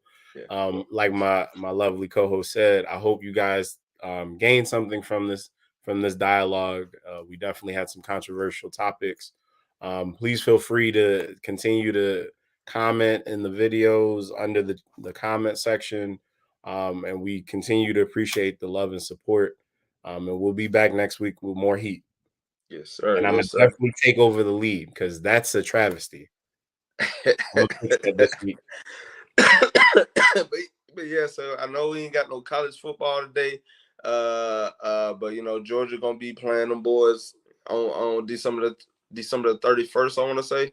But so we'll have something to talk about then. But until then, I won't be probably watching no football tomorrow because my team on the bye week. So I'm on the bye week. Now I'm still gonna watch football. I just love the game, so I'm gonna watch some games. But at the same time, I don't get to see my team play this week. So, and they also had 6 teams on the bye week this week. Yeah, it was weird. Very And if weird. you're in the fantasy league, this is the last week before the playoffs, and Yeah, I'm fighting for a position in my fantasy league. And most of my dudes, I had to go into the free agency, and just so happened, Matt Hollins, I had to make him one of my receivers, and he came in and he did okay. He got me some points, but man, it's not looking good for me right now. So we'll see how this thing go. But my team won't be playing this week, so I'm just gonna sit back and enjoy other teams, and hopefully I see some upsets, especially Tampa Bay losing. Well, I know they played the Saints Thursday or Monday or something like that. I believe it's Monday. Monday, so they should play this week if they're not on their Oh bye no, week. actually, Tampa Bay plays the 49ers tomorrow. 49ers, yeah. So come on, 49ers, come on, get one for your boy. I would love to see that. So at least the Falcons can come back and not be behind so far. Even though we should have beat the Washington football team, the Commanders. And then last week we just got annihilated by the Steelers. So It is what it is. No more Marcus Mariota. Desmond is our quarterback, thank God. So, hopefully he's able to, get us back on track. But it is what it is. So That's gonna be what it's gonna be. yes, sir. But all right, man. So it's been a great episode. We appreciate y'all. Hey, y'all have a good football Sunday, and we'll see y'all next week. Yes, sir. Yada. Be safe, y'all. Yeah.